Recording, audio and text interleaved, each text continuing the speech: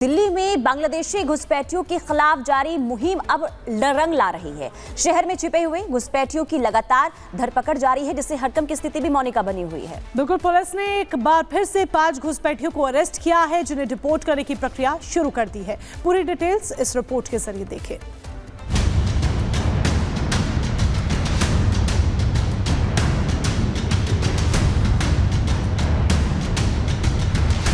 Delhi police की पकड़ में आए ये लोग बांग्लादेशी घुसपैठिए हैं, जो अवैध रूप से भारत में आकर छिपे हुए थे।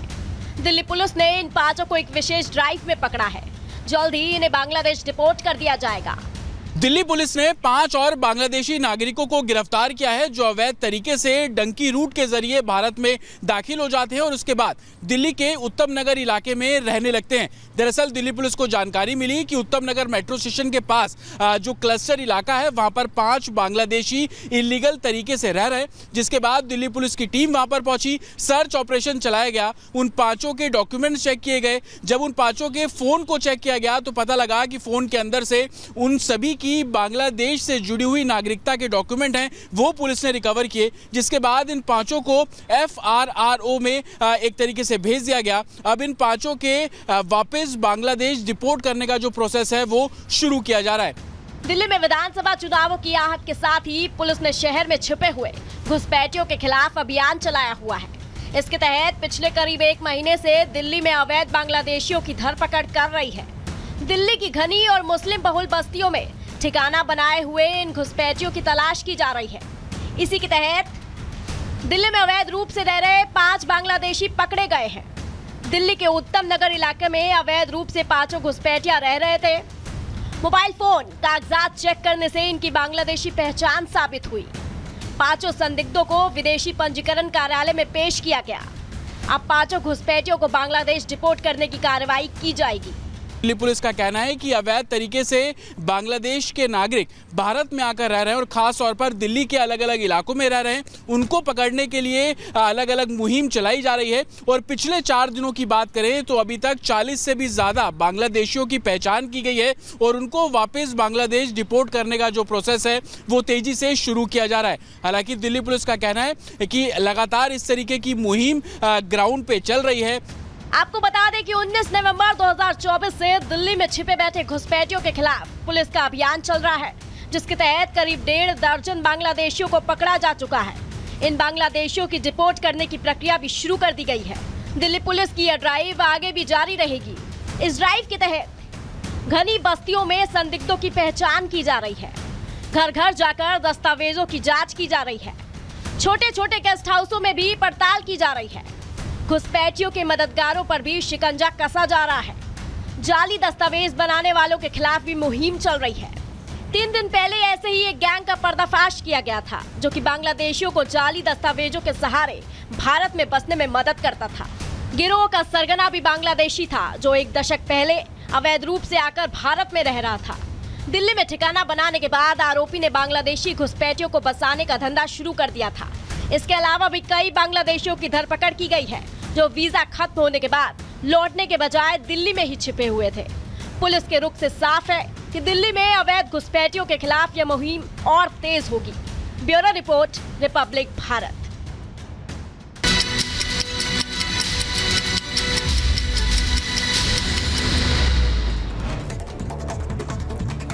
उत्तर प्रदेश के कुशीनगर में कई झोपड़ियों में लगी भीषण आग। इलाके में मची अफरा तफरी, घरों में रखा सामान जलकर राख हुआ। देर से पहुंची फायर ब्रिगेड की गाड़ी।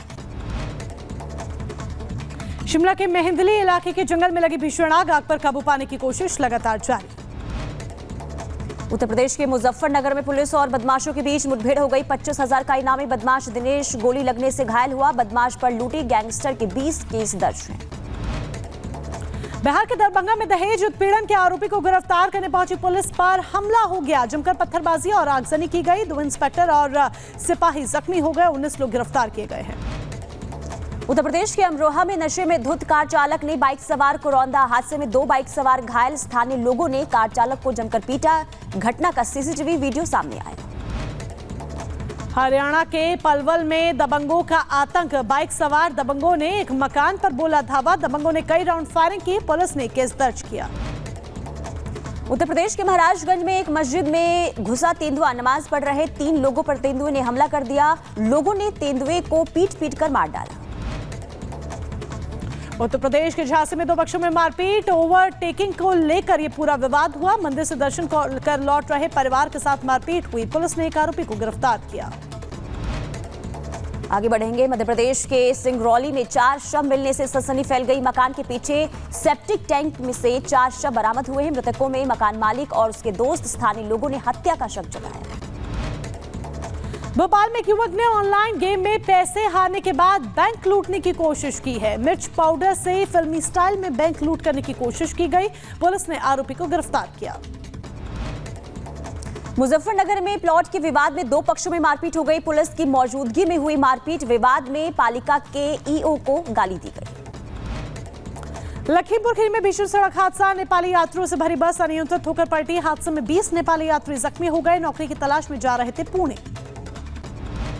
झारखंड के दुमका में भीषण सड़क हादसा हुआ। ट्रक और ऑटो रिक्शा की टक्कर में 4 लोगों की दर्दनाक मौत हो गई।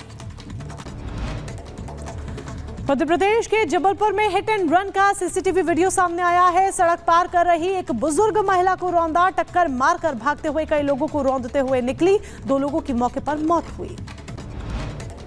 मुंबई के बांद्रा ईस्ट में लगी भीषण आग लगने के कारण मौके पर अफरा तफरी का माहौल। आग लगने से कई झोपड़ियां जलकर राख हो गई। लखीमपुर खीरी में आदमखोर बाघ का आतंक। बाघ ने एक युवक पर किया हमला। युवक की मौके पर ही मौत हो गई। बाघ की मौजूदगी से ग्रामीणों में दहशत का माहौल। जम्मू कश्मीर के बांदीपोरा में हुए हादसे में 4 जवान शहीद। खाई में सेना की गाड़ी पलटने से हुआ हादसा। 3 घायल जवानों का इलाज जारी।